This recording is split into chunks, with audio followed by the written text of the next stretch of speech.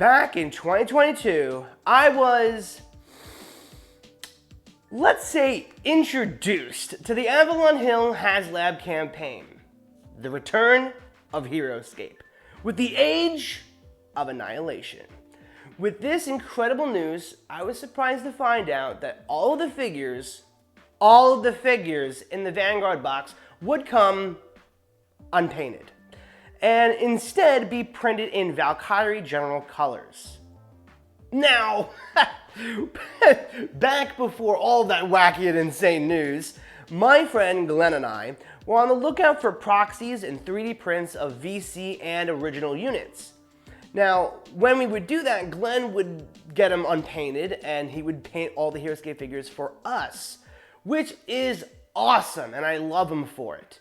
He's been painting for a very, very long time for a game called Warhammer 40,000, aka 40K.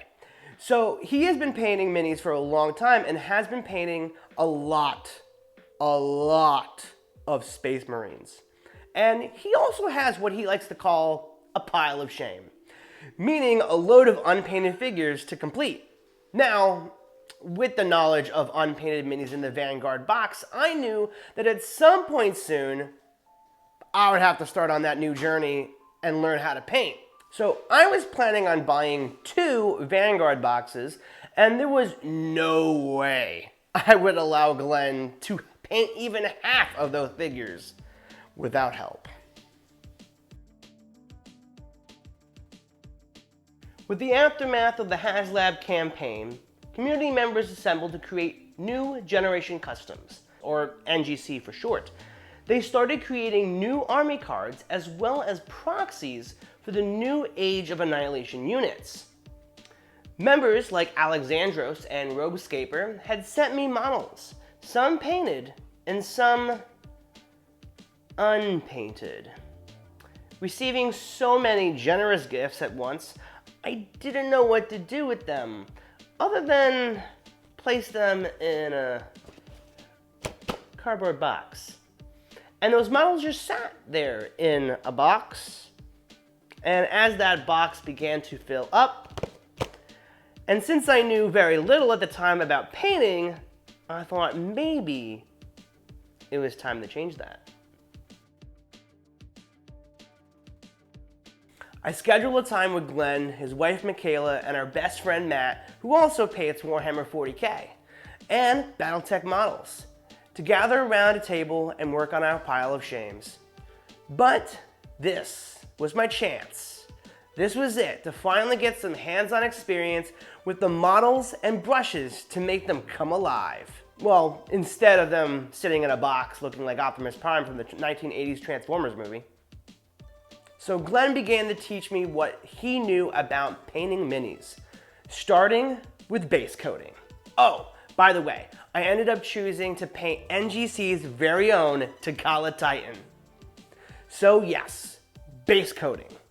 Glenn pulled me outside to show me how to base coat with a spray can. Now, this process is like giving your model a light shower of paint, covering every nick and cranny, so that the other paints that I add later will stick better to the model. The color which I chose as my base will help complement the other colors I pick out for the Titan. A common color to base coat models is black, so that's what we did. Now, spraying isn't the only way to base coat. You may also base coat models with a brush, but since this is a huge model, using a spray can would be much quicker. After waiting a few minutes for the black base coat to dry, it was time for a wash. Well, the base coat should always be the first step, but for the rest of the techniques, it is my understanding that they may happen in any order. I noticed that all these tiny lines in the chest, back, and legs of the Takala Titan, since the figure was painted all black, I couldn't help myself to fill all those lines with orange. As a reminder, the Takala Titan looks like this, which is NGC's original design. I really love how it's all orange and black look. But since this is a giant looking beetle creature, I was inspired to use real-life beetle colors. So I found this image of a Titan beetle and had to try to mimic it. Looking through Glenn's options of paints, which, by the way, he uses the Army Painter paints, I found this purple color and began to practice dry brushing on the wings. When it comes to choosing brushes for the types of painting techniques, either it's the dry brushing, washing, doing detail work, or even base coating, the size of the area you are working in is what's most important, determining which size brush you use. Not sure how to describe brush sizes, unless it's like a joke and say that I plucked a nose hair like in SpongeBob. Smaller brush.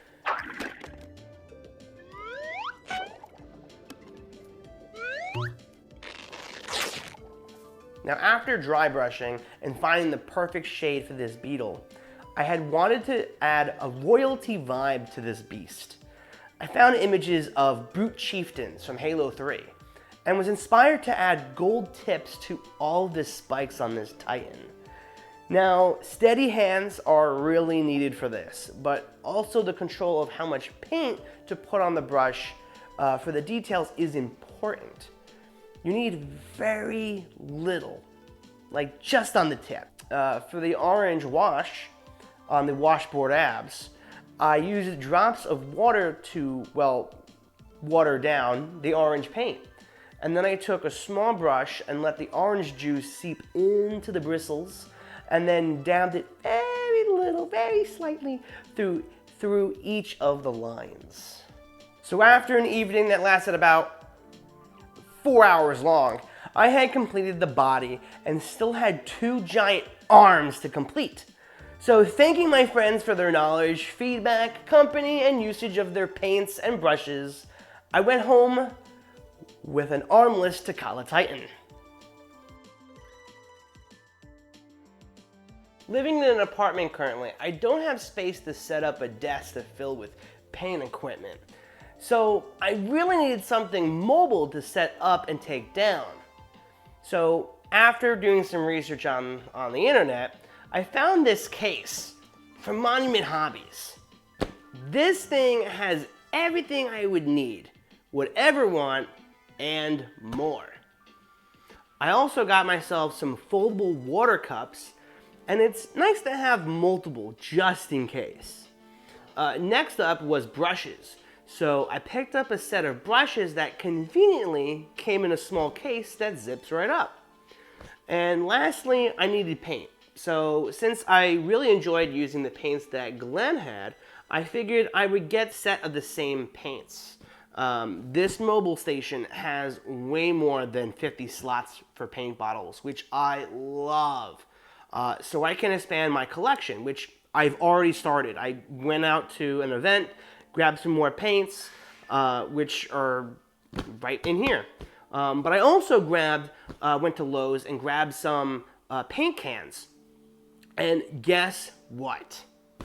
They can be stored right back here in the case. So I got the spray cans, I got the water cups, the brushes, the paints. Everything I ever need to paint is in here. Obviously, the only thing I can't hold in here are the models themselves. That's got to be in a different case, in a different box. But everything I need to paint something is in here. This thing is perfect for me.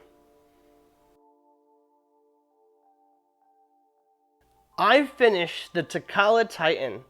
I've painted a squad of dividers, 4 squads of spiders, NGC's version of Oathbound Legionnaires and the Phalanx, worked on a squad of Roman Legionnaire, a Master Wu, a Skahan, and now finishing up my Sujoa.